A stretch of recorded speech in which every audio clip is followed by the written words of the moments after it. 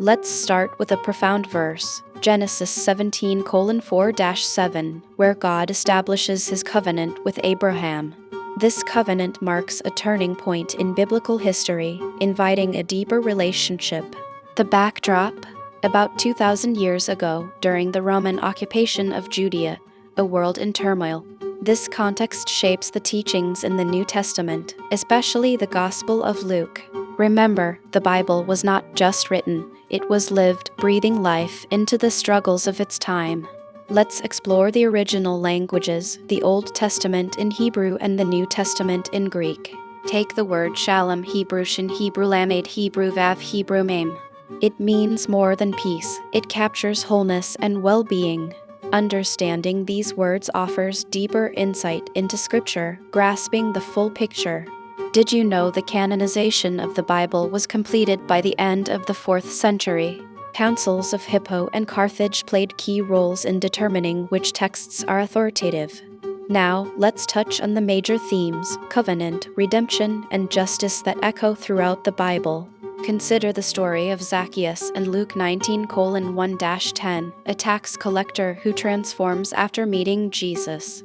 His encounter exemplifies redemption, showing that faith can reshape our identity and purpose.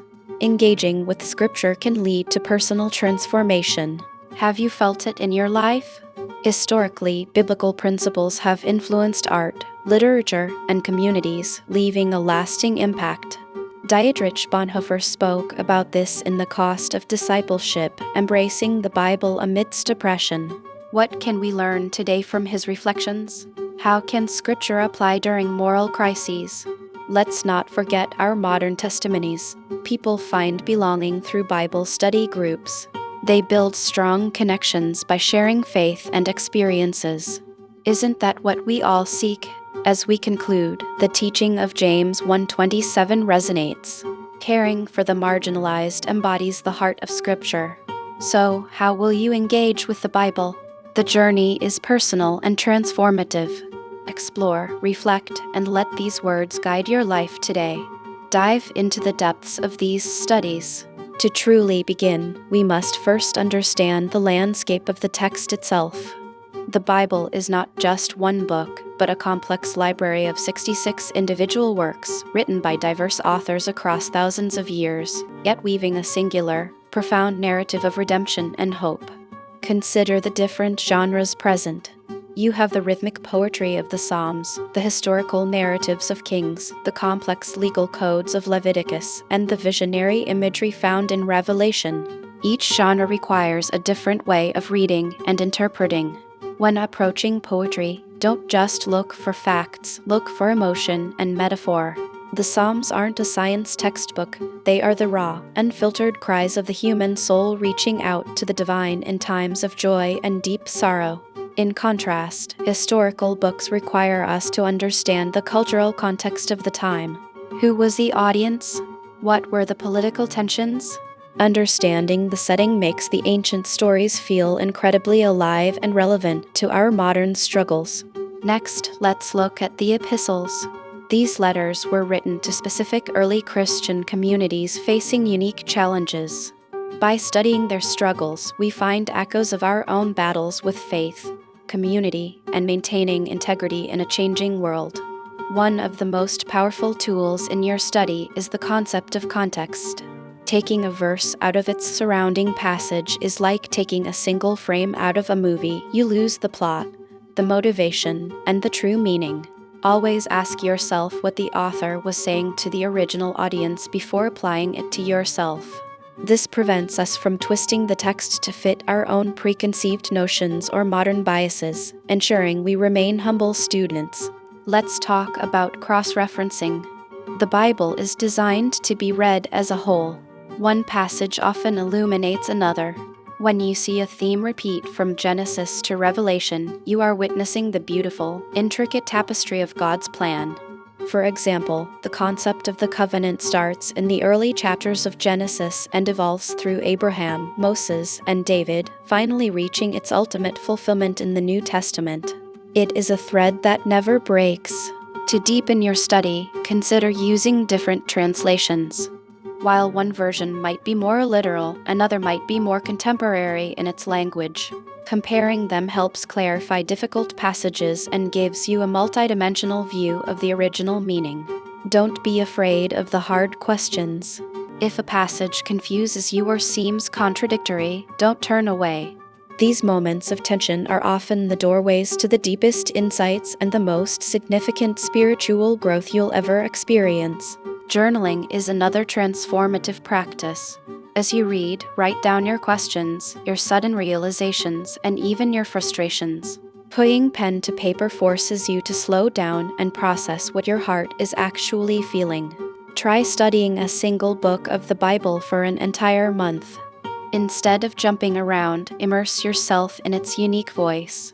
This builds a foundational understanding that makes future studies much more fruitful and coherent. We must also consider the role of community.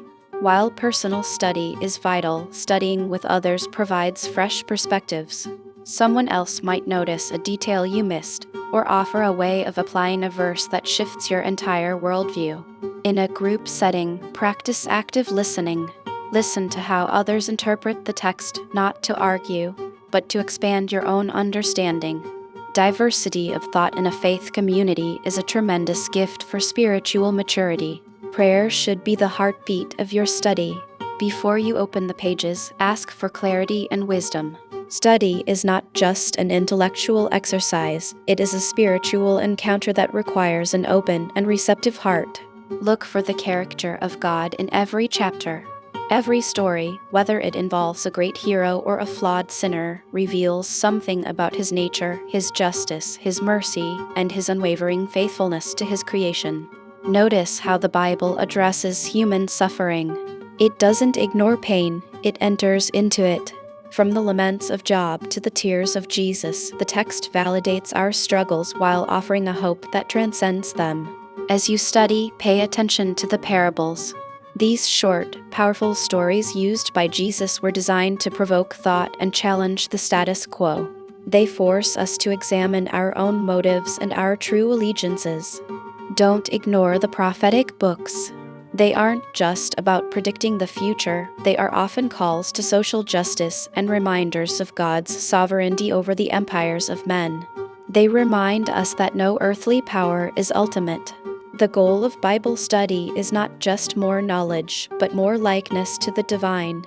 Information without transformation is just academic clutter. Aim for the heart to be changed by the truths you encounter on the page. To move from academic clutter to true transformation, we must embrace the practice of meditation.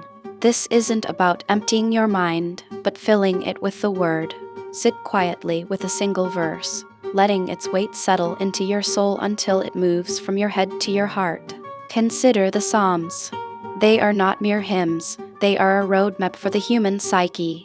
They give us permission to grieve, to rage, and to rejoice. When you study them, you realize that God invites your rawest emotions into the conversation rather than demanding perfection. Applying these truths requires looking at your daily interactions. If the Bible speaks of grace, how does that manifest when someone cuts you off in traffic or insults your character? Bible study is most authentic when it becomes the lens through which we view our neighbors and enemies. Don't be afraid of the difficult passages. The parts that confuse you or make you uncomfortable are often where the greatest growth happens. Instead of skipping them, ask why they challenge you. Often, the tension in the text is a mirror reflecting our own internal struggles. Community is another vital pillar. We weren't meant to interpret the mysteries of faith in total isolation. Discussing perspectives with others adds layers of meaning that a solitary reader might miss. A group study can illuminate a verse through the unique life experiences of every participant. As you dive deeper, you'll notice patterns. The Bible is a single, cohesive narrative of redemption stretching from Genesis to Revelation. Seeing how a shadow in the Old Testament finds its substance in the New Testament provides a profound sense of divine orchestration and intentionality. Keep a journal. Writing down your questions, your revelations, and even your doubts creates a spiritual history. Looking back a year from now, you will see how your understanding has matured and how the Word has guided you through specific seasons of life and trial. Remember that study is a marathon, not a sprint. Some days you will feel a sudden rush of insight, and other days the text will feel like a desert. Both seasons are valuable. Consistency in the small, quiet moments builds the foundation for spiritual resilience. In our digital age, be mindful of your sources. Use tools like concordances, commentaries, and original language lexicons, but always let the scripture speak for itself first. Technology should be a bridge to deeper understanding, not a replacement for slow, thoughtful, and prayerful reading. Ultimately, the Bible is a living document. It breathes with the Spirit, meeting you exactly where you are today. Whether you are seeking answers to big questions or just looking for peace, let the Word guide your steps into a deeper, more meaningful relationship.